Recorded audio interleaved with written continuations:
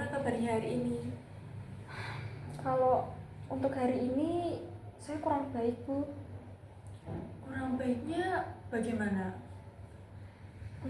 Saya tuh merasa kayak capek, kayak lemas dan pegal-pegal gitu, Bu, untuk hari ini.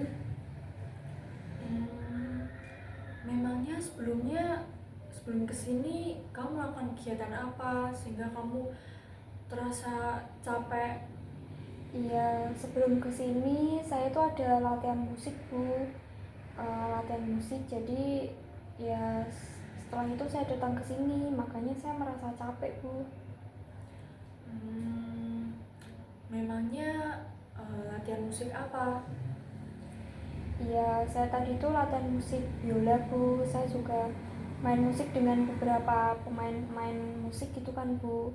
Terlebih lagi, Bu, tadi itu saya latihan tuh sudah ada sekitar ya 3 jaman seperti itu, Bu. Jadi makanya, Bu, saya tuh terasa capek, lemas dan pegal-pegal seperti itu, Bu. Wah, berarti kamu datang ke sini menyempatkan waktumu ya, karena kamu kan tadi bilang eh, capek, terus sudah latihan 3 jam, dan kamu juga menyempatkan datang ke sini. Lalu apakah dengan kamu datang ke sini ada yang ingin kamu sampaikan? Ya, Bu, nanti saya ingin menceritakan terkait permasalahan-permasalahan yang ada dalam diri saya. Makanya pada hari ini saya ingin berkonseling dengan Ibu, seperti itu. Sebelumnya kamu pernah melakukan konseling? Kalau sebelumnya sih saya belum pernah ya, Bu, untuk melakukan konseling. Nah, kan kamu tadi eh, datang ke sini dan kamu belum pernah melakukan konseling. Konseling itu dua orang yang saling berinteraksi untuk menemukan solusi dalam permasalahan yang sedang dihadapi. Konseling itu sendiri mempunyai asas-asas. Yang pertama ada asas kerahasiaan. Jika nanti kamu menyampaikan atau mengungkapkan masalah, saya tidak akan menyampaikan kepada orang lain atau membocorkan kepada orang lain. Yang kedua ada asas keterbukaan. Kamu menceritakan dengan terbuka tanpa ada yang ditutup-tutupi. Itu. Yang ketiga ada asas kesukarelaan. Dengan kamu datang ke sini sendiri tanpa dipanggil, itu kamu sudah melakukan asas kesukarelaan, dan saya berterima kasih untuk itu. Lalu apakah kamu boleh atau bisa menceritakannya permasalahan yang kamu hadapi saat ini? Ya, Bu, untuk permasalahan saya tuh dari kecil itu suka beli-beli jajan sembarangan, jajan di pinggir jalan. Terlebih saya juga dari kecil itu tidak suka makan sayur, Bu. Jadi ketika ibu saya itu memasak sayur untuk saya tuh hanya mengambil kuahnya saja, Bu. Untuk sayurannya itu saya selalu pisahkan dan saya tidak makan, Bu, seperti itu. Dan ada lagi tuh saya tuh bukan tidak pernah, tapi jarang ya, Bu, untuk sekarang jarang berolahraga, karena kalau dulu waktu saya sekolah itu kan saya ada mapel olahraga kan, Bu. Jadi itu membantu saya untuk saya ada ya bergerak sedikit lah, Bu, untuk kesehatan saya, untuk olahraga saya. Tapi semenjak saya kuliah ini saya kan menjadi mandiri ya, Bu. Tidak ada lah untuk mata kuliah olahraga seperti itu kan, tidak ada. Jadi karena saya mandiri, jadi saya tidak jarang sekali untuk berolahraga seperti itu. Nah, kamu tadi sudah menyampaikan apa yang kamu hadapi saat ini. Saya punya 5 kebutuhan manusia. Yang pertama itu ada dicintai, dihargai, bersenang-senang, kebertahanan, dan mempunyai rasa kebebasan. Menurut kamu,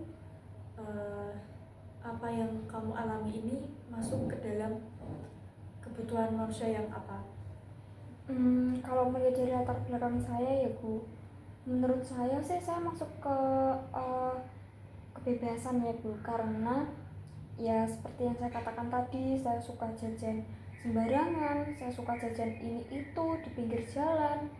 Lalu saya jarang berolahraga, itu menjadi salah satu bentuk kebebasan dalam diri saya. Saya jadi bebas untuk melakukan hal-hal yang sudah saya lakukan sejak lama dan berlanjut sampai sekarang.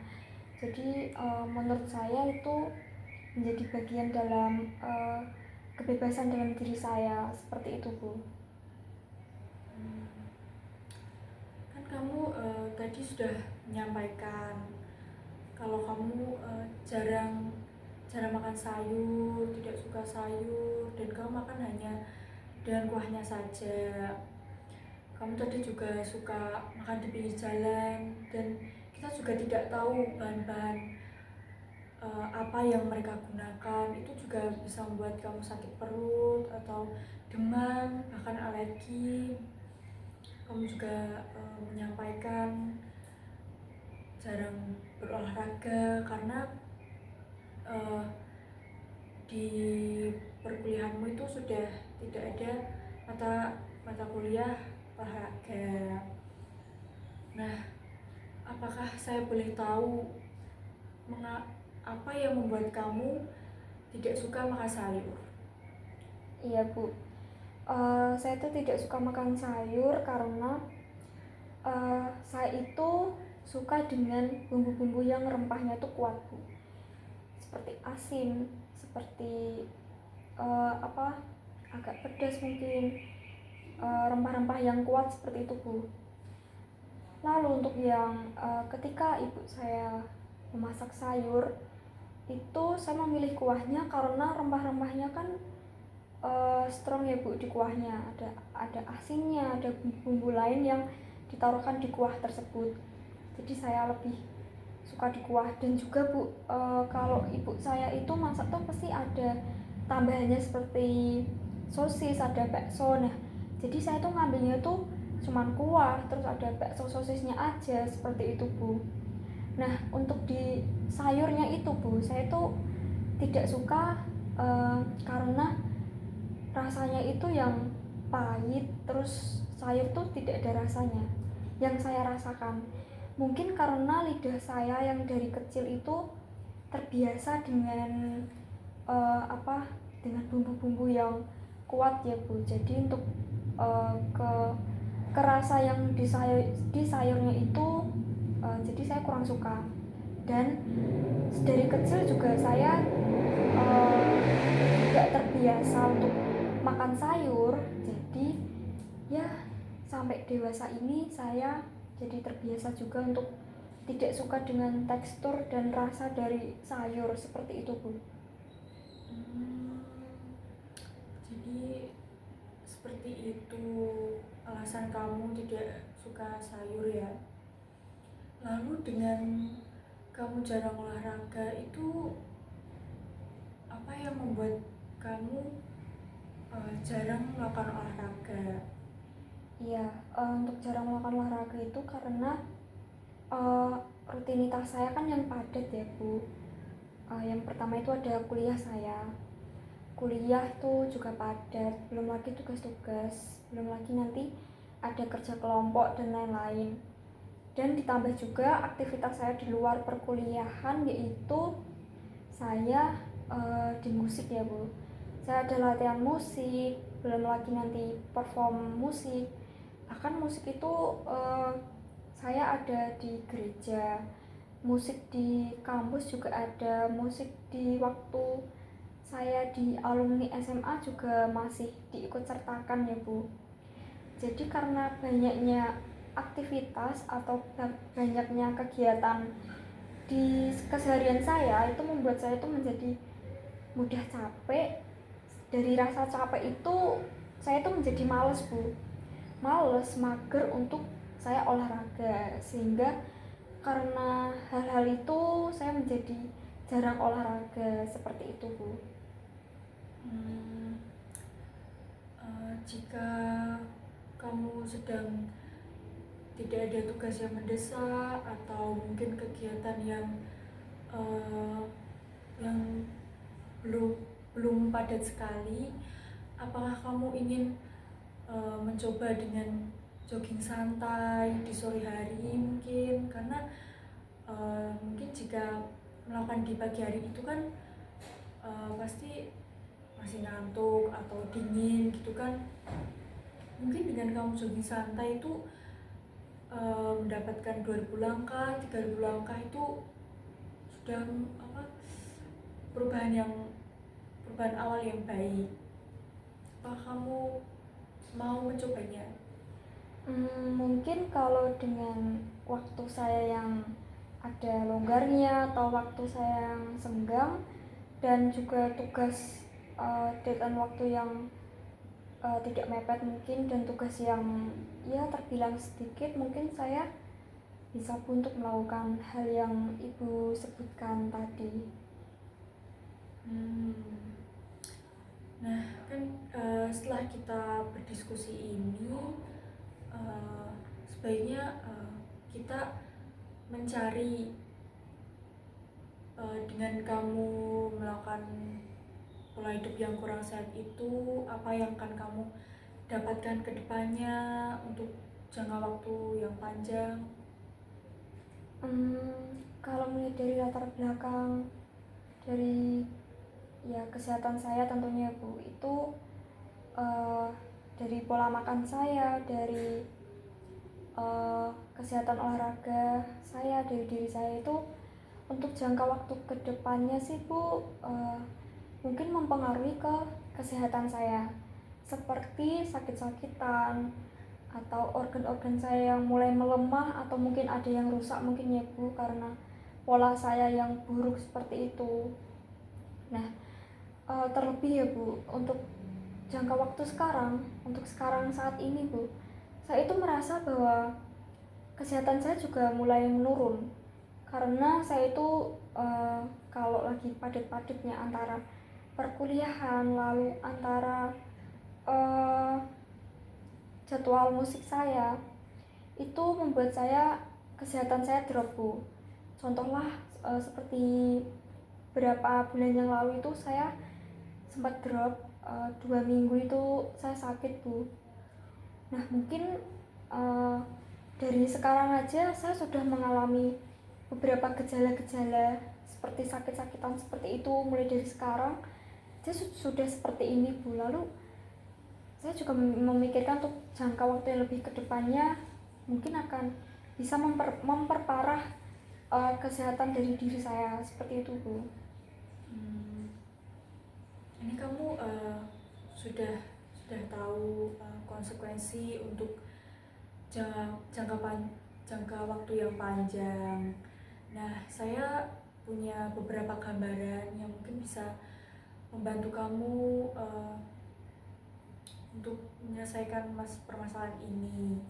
Yang pertama itu mungkin saat kamu mau pergi ke kampus, kamu bisa membawa bekal dengan kamu memasak sendiri. Itu kan kamu tahu bahan-bahan masakan yang dibutuhkan tubuhmu, mungkin kalorinya atau mineralnya, proteinnya, itu kan yang tahu kan kamu sendiri. Nah yang kedua mungkin dengan berolahraga, misal yang saya katakan tadi, dengan jogging santai di sore hari. Kamu bisa memulai dengan 2000 langkah, lalu bertambah 3000 langkah. Itu sudah merupakan perubahan awal yang cukup baik. Nah, setelah saya tadi mengatakan beberapa pilihan, apakah kamu sudah mempunyai gambaran yang akan kamu lakukan untuk perubahan nanti? Iya Bu, dengan saya mendengarkan dari Ibu tadi yang mengatakan ada 2 pilihan ya Bu ya. Nah itu membuat saya memiliki beberapa gambaran-gambaran Bu. Dan tentunya hal itu juga menyadarkan saya bahwa pola saya itu tidak sehat dan saya harus melakukan perubahan untuk jangka waktu kedepannya juga. Apa yang akan konsekuensi yang saya dapatkan juga saya memikirkan juga Bu. Nah dengan Ibu memberikan beberapa gambaran tadi, tentunya hal itu juga memberikan saya sedikit juga gambaran bagaimana saya akan melakukan sebuah perubahan, bagaimana saya akan melakukan perubahan itu. Dengan begitu saya ya bisa untuk memiliki gambaran itu untuk saya melakukan perubahan saya untuk kedepannya. Wah, ternyata kamu mempunyai pilihan yang cukup bagus. Nah, ini kan setelah kita melakukan konseling ini, kamu sudah menceritakan apa yang menjadi permasalahanmu, kamu juga sudah mempunyai gambaran yang akan kamu lakukan untuk perubahan nanti. Setelah ini kamu bisa menyampaikan kepada keluargamu perubahan-perubahan apa yang akan kamu lakukan, sehingga mereka bisa turut mendukungmu, membantu kamu. Nah,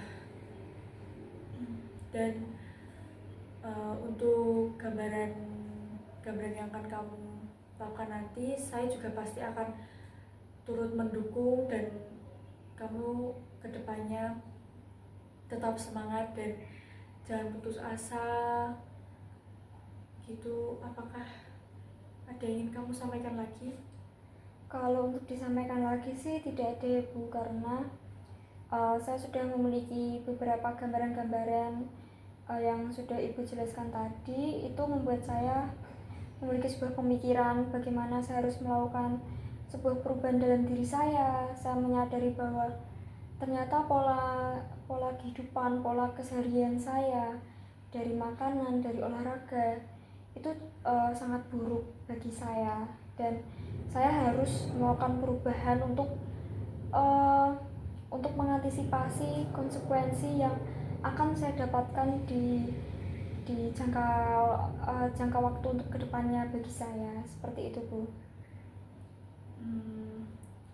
Baiklah, jika tidak ada yang kamu sampaikan lagi, kita akhiri sampai hari ini, sampai ini juga. Semoga kamu hati-hati di jalan, dan terima kasih. Ya, terima kasih Bu. Permisi Bu. Ya.